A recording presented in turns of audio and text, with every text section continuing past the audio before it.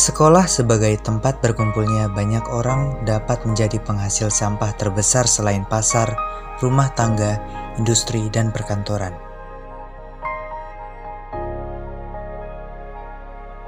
Sampah yang dihasilkan sekolah kebanyakan adalah jenis sampah kering dan hanya sedikit sampah basah.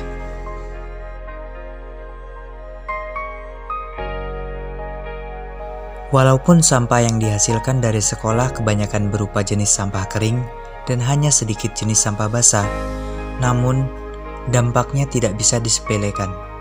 Apalagi sampah kering yang dimaksud adalah sampah anorganik yang tidak bisa hancur begitu saja tanpa adanya pengolahan secara bijak. Di lingkungan sekolah, pengelolaan sampah membutuhkan perhatian serius. Dengan komposisi sebagian besar penghuninya adalah siswa, tidak menutup kemungkinan pengelolaannya pun belum optimal. Kesadaran untuk membuang sampah pada tempatnya seakan masih sulit untuk diterapkan.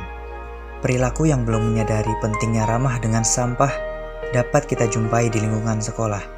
Siswa masih membuang sampah sembarangan, sampah kertas berserakan di ruang kelas,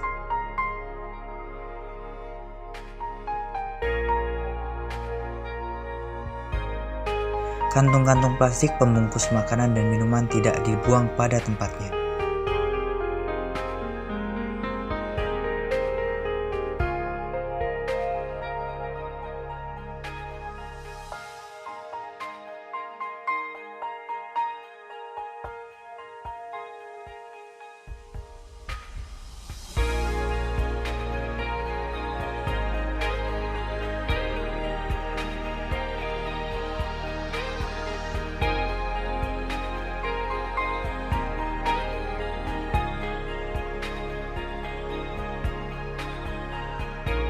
Sadar akan pentingnya kelestarian alam, semua warga di sekolah kami bergerak memulai membiasakan diri untuk ramah dengan sampah.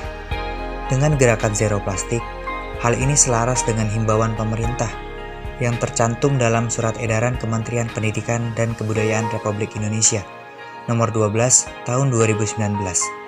Gerakan zero plastik ini adalah gerakan yang mengajak seluruh warga sekolah untuk mengurangi penggunaan segala macam barang yang menimbulkan sampah seperti piring, gelas, kemasan air minum berbahan plastik sekali pakai, ataupun kantong-kantong plastik. Pembiasaan zero plastik ini dapat kita lihat pada keseharian siswa-siswi SMK Muhammadiyah Prambanan. Contohnya, siswa membawa tempat makan dan minum dari rumah masing-masing untuk mengurangi volume sampah plastik.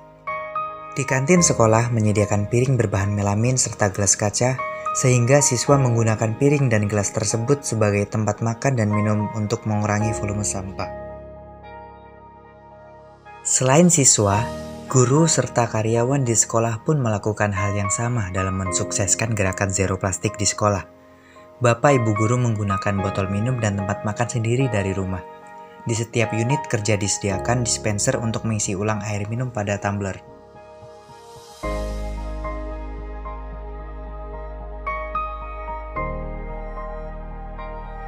Pembiasaan ramah dengan sampah lainnya di sekolah kami, yakni siswa diberikan pemahaman bagaimana mengelola sampah dengan memilih dan memilah sampah-sampah menjadi kelompok sampah tertentu.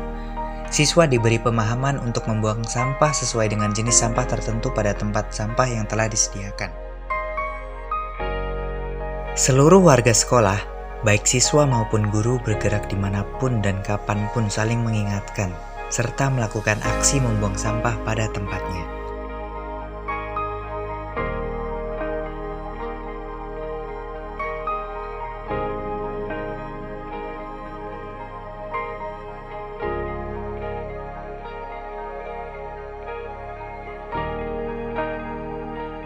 Sampah yang banyak dihasilkan sekolah berikutnya adalah kertas bekas. Di antaranya, berjenis kertas HVS.